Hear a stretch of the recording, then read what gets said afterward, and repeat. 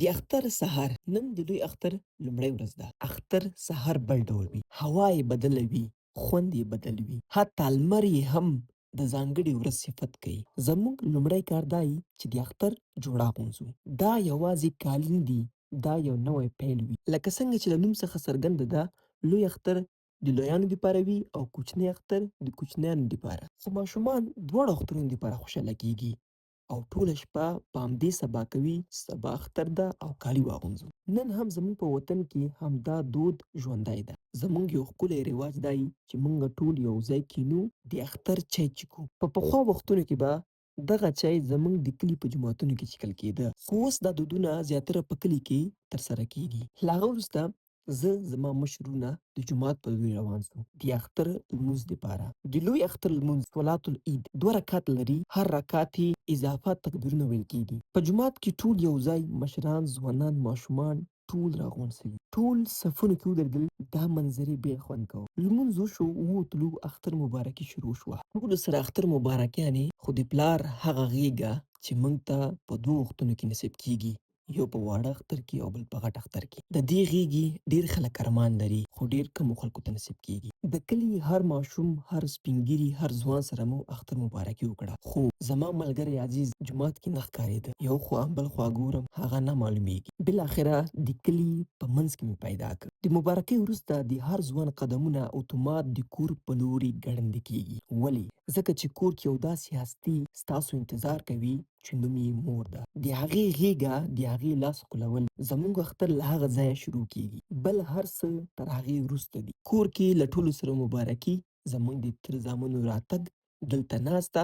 له دې وروسته زموږ د اصلي موخه شروع کېږي چې هغه ده قرباني. خو لکه تېر ولاګ کې تاسو ننداره که، زموږ پسه صاحب په خپل دریځ ولاړ و. مخکې تګ یې نه کوه. پخوانۍ مبارزه بیا شروع شوه. نو موږ یو ځل بیا وتوانېدلو چې د پسه صاحب شاتنۍ پښې بیا ورجګې کړو. په هر صورت شوخي او مذاق یو طرف ته، پسه مو راوسته داسې یو ځای ته او لاسونه مو پورته کړل د دعا دپاره، او ټولو ته مو وویلې چې تکبیرات شروع کړئ.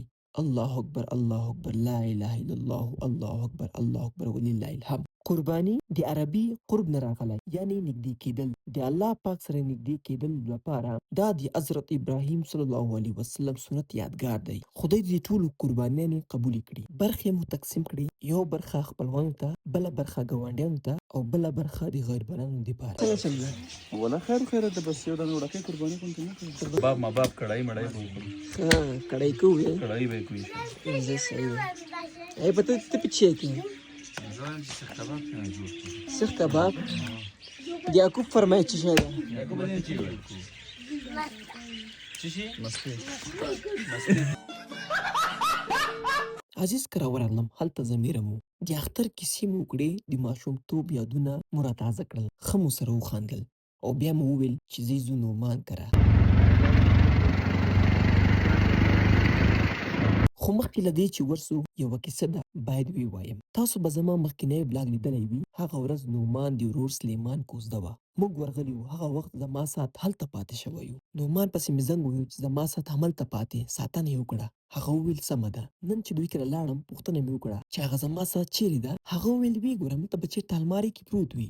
لاړم المارۍ ته، ساعت پروت و، خو بندونه یې د بل ساعت و، سپین بندونه. نعمان ته مې وویل د دې ساعت بندونه خو بدل سوي. خو هغه وویل دا ساعت به ستا نه وي. ما ورته وویل چې دا ساعت زما دی، ځکه چې دا یو کال ما په لاس کړی و. خو هغه کلک شله و، وایي چې نه دا به ستا ساعت نه وي. ما ورته وویل کولی شي پوښتنه وکړي. هغه ورور ته زنګ ووایه. ورور یې ورته وویلې چې هو دا ساعت بندونه ما بدل کړي. نو تاسو هم هېڅکله خپل ساعت د ملګري په کور کې مه پرېږدئ، کنه بیا به انجام دا وي. له هغې وروسته د نعمان لور راغله. دا ډېره شوخه ده. زما غېږ ته چې راغله په چغو شوه. بیا مې بېرته چوپه کړه، او کله چې نعمان لمونځ کاوه، د هغه پر شاوخوا داسې تاوېده لکه پیشو. موږ هم دلته ناست وو. نعمان مالټې راوړې، خوندورې مالټې وې، ښه مو وخوړې. موږ هم د نعمان له ځای څخه حرکت وکړ، د حامد دوی کور په طرف روان سو. شپه وه ناوخته. ټول ملګري راغلي وو، حاجي شفیع، حامد، فرهاد، سجاد. د شپې کیسې وې، خبرې وې، خندا وې، ډېر په زړه پورې خوندور ماحول. نو دوستانو، زموږ ولاګ هم دلته ختمېږي. که ستاسو د اختر همداسې تېر شوی وي، که ستاسو ملګري هم ستاسو ساعت بندونه بدلوي، نو لاندې کمنټ کې حتماً ولیکئ. زموږ ویډیوګانې لایک کړئ او موږ فالو کړئ چې همداسې خوندور ولاګونه تر تاسو ورسیږي.